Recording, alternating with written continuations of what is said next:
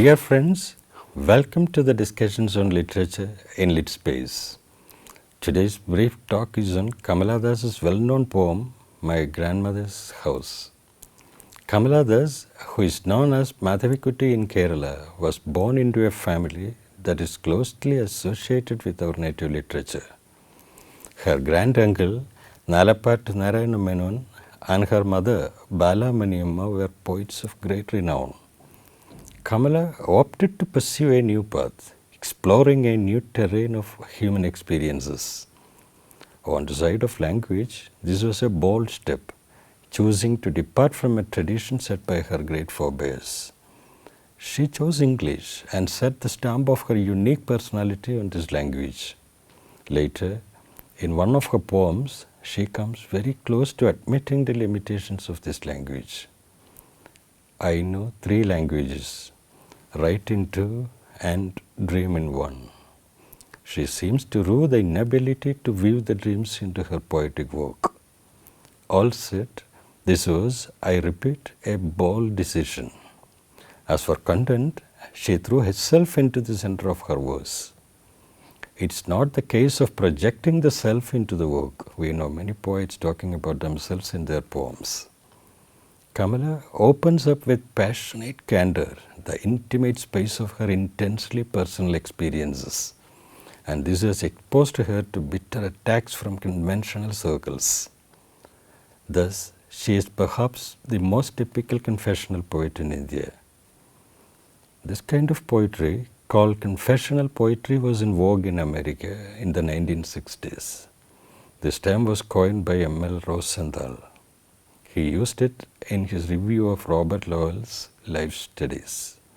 He was trying to distinguish this new emerging class of personal verse from the conventional autobiographical work. Lowell's verse was typical of this new class of poetry, in that it exceeded the natural bounds of reticence. The critic is surprised to find material in the work which normally one would be honor-bound not to reveal. The poet pays no heed to questions of propriety. There is everything here, from attacks of depression and consequent hospitalization and recuperation to minute details of personal relationships. John Berryman, another confessional poet, talks about infidelity to his wife in the Dream Songs. Radke puts it succinctly in one of his poems. I am naked to the bone, I wear my heart in the sleeves for crows to peck at. The poets of this school were tormented by agonizing internal conflicts. John Berryman took his life by jumping into the river from a bridge. Anne Sexton was found dead inside an idling car parked in front of her garage. And Sylvia Plath committed suicide by putting her head in the gas oven with the gas turned on. I have said that the poets of this school enjoyed popularity in the 1960s. Robert Lowell published his life studies in 1959.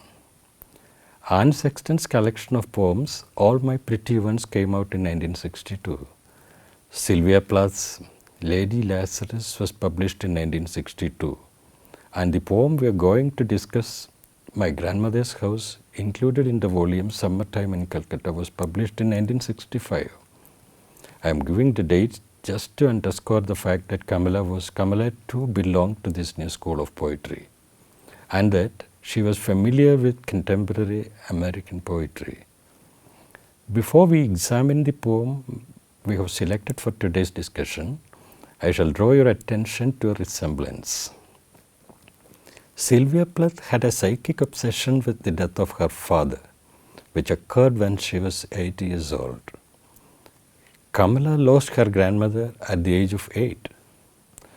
John Berryman was haunted throughout his life by the spectre of his father's suicide. There is this difference though.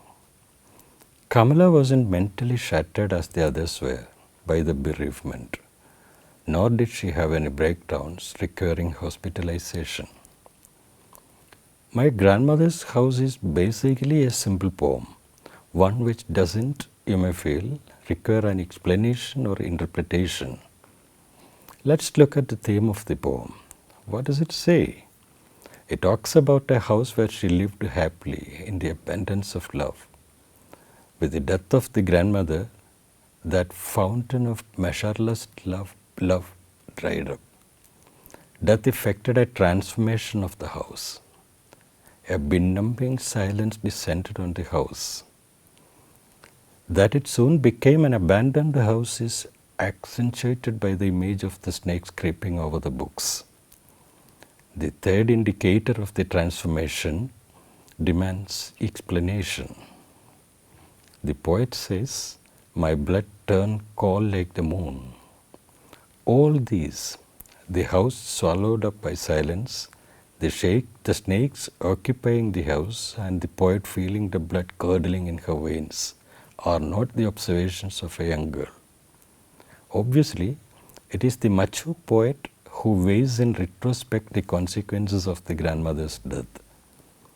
It is the mature poet who reviews the impact of the deprivation on the young girl that she was at that time. Such a review of an incident which is spatially and temporally remote will be influenced by her experiences in the present. Her address to her husband comes like a rude jolt, ending her aching but nostalgic musings. Her question captures the pathos of her present life. For the poet who lost the sunshine of profuse love in the form of irreparable bereavement, marriage has been disappointing. It has been a process of disillusionment. She feels that spiritually and emotionally she is starved. What's worse is she is debased and humbled. Kamala repeats the theme of what has happened to her after marriage in poem after poem. This is how she puts it in the old playhouse. You planned to tame a swallow, to hold her in the long summer of your love, so that she would forget not only the rose seasons alone and the homes left behind, but her nature, the urge to fly, and the endless pathways of the sky. I've quoted these lines to show that this was her experience of matrimonial bliss, being encircled and domesticated, and made oblivious of having had a home of her own. In the poem and the discussion, it's not the forgetfulness that's lamented, but a painfully keen sense of a happy home lost forever. To continue from where we took the digression into the old playhouse, she feels scandalized and spiritually diminished, reduced to the state of a beggar, a love-starved woman begging for love at strange doors. In the middle of the poem, there is an imaginative description of the things she might do or see if she pays a visit to the old home. She might look in through the window or listen to the frozen air, or in a gesture of utter despair carry an armful of darkness back to where she is living now.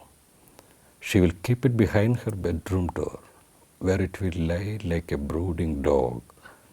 These are things which didn't really happen, things that might happen if her dream of making the trip back to the old home came true. Here the imagery is a little complex. Let's start with the image of the dog. The dog would keep vigil. It's accustomed to doing it and warn the owner if anything out of the way happens. She wants to keep such a dog that would alert her if her mendicant spirit takes possession of her and takes her out of the house. That means she is aware of the meanness of her existence and wants to curb it. The dog we are talking about is not a real dog. Anything that performs the function of warding off peril is in a way canine in nature. Here, it's darkness gathered from the grandmother's house. It's all that's left of the relationship with the old woman.